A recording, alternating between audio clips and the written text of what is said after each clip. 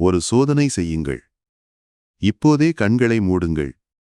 10 வினாடிகள் எந்த எண்ணமும் வராமல் இருக்க முயற்சியுங்கள். 1 2 3 4 5. கண்களை திறவுங்கள்.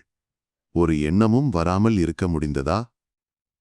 பெரும்பாலானவர்களுக்கு 3 வினாடிகள் கூட முடியாது. ஒரு எண்ணம் வருகிறது. அது போவதற்குள் இன்னொன்று வருகிறது. அது போவதற்குள் இன்னும் 3 வருகின்றன. இரவு 3 மணிக்கு இதே நிலைதான். நாளைக்கு என்ன செய்ய வேண்டும்? நேற்று ஏன் அப்படி சொன்னோம்? அடுத்த மாதம் பணம் எப்படி? நிறுத்த முடியவில்லை. இந்த பிரச்சனை உங்களுக்கு மட்டும் அல்ல. உலகம் முழுவதும் நூற்றுக்கணக்கான கோடி மக்களுக்கு இருக்கிறது. ஆனால் சித்தர்கள் இதற்கு 1000 ஆண்டுகளுக்கு முன்பே ஒரு தீர்வு கொடுத்தார்கள். மாத்திரை அல்ல, மருந்து அல்ல, பெருவிரலும் ஆள்காட்டி விரலும். வணக்கம், குவாண்டம் சித்தர். இப்போதே செய்யுங்கள். இந்த காணொளியை பார்த்து கொண்டே செய்யலாம். முதலில் வலது கையை எடுங்கள். உள்ளங்கை மேல் நோக்கி இருக்க வேண்டும். 5 விரல்களையும் பாருங்கள். பெருவிரல், ஆள்காட்டி விரல், நடுவிரல், மோதிர விரல், சிறுவிரல். இப்போது பெருவிரலின் நுனிச்சதையை பாருங்கள். நகத்தின் பக்கமல்ல, விரல் தொப்பையின் நடுப்பகுதி. அதேபோல் ஆள்காட்டி விரலின் நுனிச்சதையை பாருங்கள். இந்த 2 நுனிச்சதைகளை மெதுவாக பொருத்துங்கள். அழுத்தம் தேவையில்லை. பட்டாம்பூச்சி இறக்கை மேல் தொடுவது போல் லேசாக தொடுங்கள். மீதி 3 விரல்கள், நடுவிரல், மோதிர விரல், சிறுவிரல். இந்த 3ஐயும் நேராக நீட்டி வையுங்கள். இறுக்கமாக அல்ல, இயல்பாக நீட்டுங்கள். மணிக்கட்டு நேராக இருக்க வேண்டும். வளைக்கக்கூடாது. இதுதான் ஞானமுத்திரை. திருமூலர் இதற்கு ஒரு பெயர் சொல்கிறார், சின்முத்திரை. இப்போது அதேபோல் இடது கையிலும் செய்யுங்கள். இடது கையிலும் பெருவிரல் நுனி ஆள்காட்டி விரல் நுனியை தொட வேண்டும். மீதி 3 விரல்கள் நேராக நீட்டி இருக்க வேண்டும். இந்த முத்திரையை யார் கற்றுக் கொடுத்தார் தெரியுமா? சிவபெருமான் குருவடிவாகி தன் கையால் செய்து காட்டினார் என்கிறார் திருமூலர். 2 கைகளையும் முழங்கால் மேல் வையுங்கள். உள்ளங்கை மேல் நோக்கி இருக்க வேண்டும். கண்களை மூடுங்கள். மூச்சை கவனியுங்கள். 5 மூச்சு, மெதுவாக. 1 2 3 4 5. கண்களை திறவுங்கள். ஏதாவது மாற்றம் தெரிகிறதா? சிலருக்கு விரல் நுனியில் ஒரு துடிப்பு தெரியும். சிலருக்கு ஒரு வெப்பம் தெரியும். சிலருக்கு எதுவும் தெரியாது. பரவாயில்லை. 7 நாள் செய்யுங்கள். பிறகு பாருங்கள். இந்த முத்திரை ஏதோ யூடியூபில் யாரோ கண்டுபிடித்தது அல்ல. திருமூலர் நேரடியாகச் சொல்கிறார். அவர் என்ன சொல்கிறார் என்று கேளுங்கள். தாம்பையில் நாதன் மெய்ஞான முத்திரையே. நாதனாகிய சிவபெருமான் அருளிய உண்மையான ஞான முத்திரை. மெய் என்றார், உண்மையான என்றார். பொய்யான முத்திரைகள் நிறைய இருக்கின்றன என்று மறைமுகமாகச் சொல்கிறார். அவர் இன்னொரு இடத்தில் என்ன சொல்கிறார் என்று கேளுங்கள்.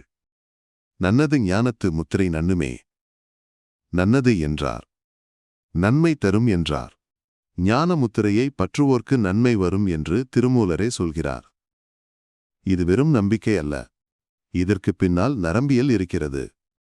1950இல் பென்ஃபீல்டு என்ற நரம்பியல் நிபுணர் ஒரு ஆய்வு செய்தார். மூளையின் வரைபடத்தை உருவாக்கினார்.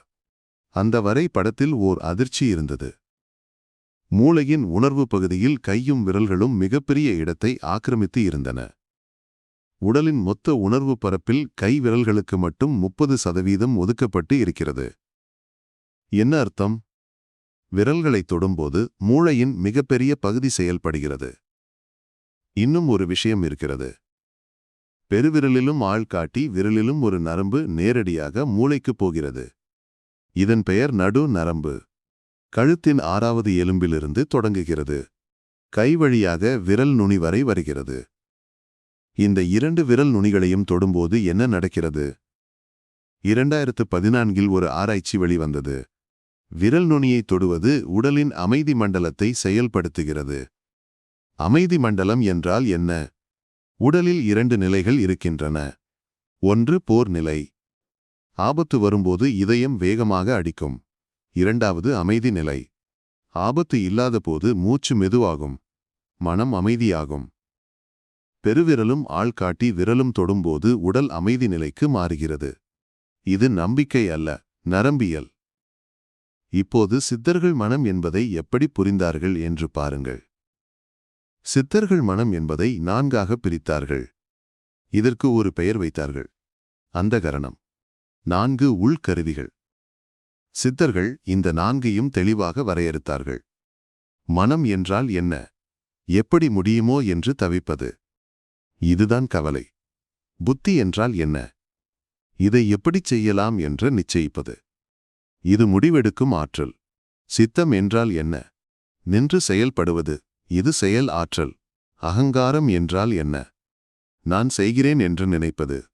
இப்போது புரிகிறதா? இரவு 3 மணிக்கு ஓடுவது என்ன, மனம். எப்படி முடியுமோ என்ற தவிப்பு. புத்தி தூங்கி போனது. புத்தி இல்லாமல் மனம் ஒரு திசை இல்லாமல் ஓடுகிறது. இப்போது இந்த ஓடும் மனத்துக்கு திருமூலர் என்ன தீர்வு சொல்கிறார் என்று பாருங்கள்.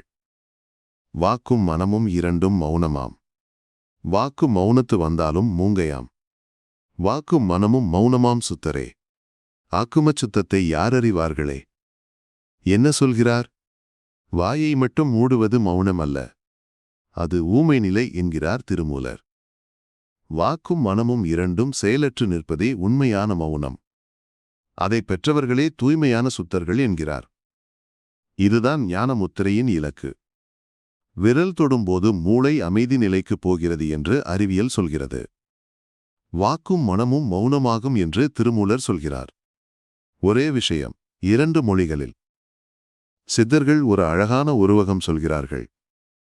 மனம் எனும் குதிரையை வாகனமாக்கி, மதி எனும் கடிவாளம் வாயில் பூட்டி, சினம் எனும் சீனி மேல் சீராய் ஏறி. என்ன சொல்கிறார்? மனம் ஒரு குதிரை, கடிவாளம் இல்லாமல் விட்டால் எங்கே வேண்டுமானாலும் ஓடும். அந்த கடிவாளம் என்ன? புத்தி, மதி. ஞானமுத்திரை என்ன செய்கிறது? புத்தியை தூண்டுகிறது. புத்தி தூண்டப்படும்போது மனமென்று குதிரைக்கு கடிவாளம் போடப்படுகிறது. சித்தர்கள் இன்னும் ஒரு விஷயம் சொல்கிறார்கள். பிராண வாயு கட்டுப்படில் மனம் கட்டுப்படும். மனம் கட்டுப்படில் ஆயுள் கட்டுப்படும். மூச்சு அடங்கினால் மனம் அடங்கும். மனம் அடங்கினால் வாழ்நாள் கூடும். இது கற்பனை அல்ல. இதை நவீன அறிவியல் உறுதிப்படுத்துகிறது. 2020 ஒரு ஆய்வு வெளிவந்தது. முத்திரை நிலையில் கைவிரல்களை வைக்கும்போது மூளையின் அமைதி அலைகள் அதிகமாகின்றன. அமைதி அலை என்றால் என்ன? தூக்கமும் இல்லை, பதற்றமும் இல்லை.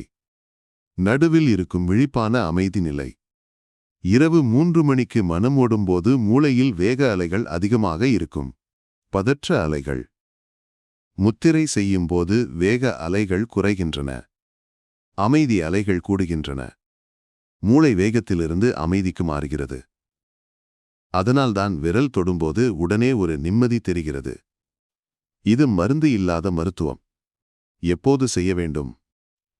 காலையில் எழுந்ததும் செய்யலாம், இரவு படுக்கும் முன் செய்யலாம், மனம் ஓடும்போது எப்போது வேண்டுமானாலும் செய்யலாம். இன்னொரு முக்கியமான விஷயம், வலது நாசியில் சுவாசம் ஓடும்போது செய்தால் பலன் அதிகம். எப்படி தெரிந்து கொள்வது? இப்போதே செய்து பாருங்கள். வலது கையின் பெருவிரலால் வலது நாசியை மூடுங்கள். இடது நாசி வழியாக மூச்சு இழுங்கள். இப்போது விடுங்கள். அதே வலது கையின் மோதிர விரலால் இடது நாசியை மூடுங்கள். வலது நாசி வழியாக மூச்சு இழுங்கள். எந்த பக்கம் காற்று எளிதாகவும் அதிகமாகவும் வருகிறதோ அந்த பக்கம் செயல்பாட்டில் இருக்கிறது. உங்கள் நாசி 2 முதல் 4 மணி நேரத்துக்கு ஒரு முறை தானாக மாறுகிறது. இது இயற்கையான சுழற்சி. 1991 கால்சா என்ற விஞ்ஞானி இதை நிரூபித்தார். வலது நாசி ஓடும் நேரத்தை பிடித்து செய்யுங்கள். அப்போது ஞானமுத்திரை மிகவும் பயனுள்ளதாக இருக்கும். எங்கே உட்கார வேண்டும்? பாயில் உட்காரலாம், கட்டிலில் உட்காரலாம், நாற்காலியில் உட்காரலாம், சாய்ந்து படுத்துக்கொண்டும் செய்யலாம். ஒரே ஒரு விதி, வெறும் தரையில் உட்காரக்கூடாது, இரும்பு நாற்காலியில் உட்காரக்கூடாது. ஏதாவது ஒரு துணி அல்லது விரிப்பு இருக்க வேண்டும். எவ்வளவு நேரம்? குறைந்தது 10 நிமிடம். முடிந்தால் 20 நிமிடம். காலையிலோ இரவிலோ செய்யலாம். இப்போது ஒரு சவால். 7 நாள் செய்து பாருங்கள். தினமும் 10 நிமிடம். 2 கைகளிலும் பெருவிரல் நுனியும் ஆள்காட்டி விரல் நுனியும் தொடுதல். மீதி 3 விரல்கள் நேராக நீட்டி, உள்ளங்கை மேல் நோக்கி, முழங்கால் மேல், கண்கள் மூடி மூச்சை கவனித்து. 7வது நாள் நீங்களே தெரிந்து கொள்வீர்கள். தூக்கம் மாறுகிறதா? மன ஓட்டம் குறைகிறதா? அமைதி வருகிறதா? உங்கள் அனுபவத்தை காமெண்டில் எழுதுங்கள். இன்று ஞானமுத்திரையை பார்த்தோம். கவலை, பயம், தூக்கமின்மை இவற்றுக்கான முத்திரை. ஆனால் திருமூலர் 2 முத்திரைகள் மிக முக்கியம் என்கிறார். 1. இன்று பார்த்த ஞான முத்திரை. 2வது சாம்பவி முத்திரை. நந்தி அருட்பார்வை என்கிறார் திருமூலர். அது என்ன? அடுத்த காணொளியில் பார்ப்போம். இந்த காணொளி பயனுள்ளதாக இருந்தால் பகிருங்கள். உங்களுக்கு தெரிந்தவர்களில் தூக்கமின்மையால் அவதிப்படுபவர் இருந்தால் இந்த காணொளியை அனுப்புங்கள். சப்ஸ்கிரைப் செய்யுங்கள், மணி அடியுங்கள்.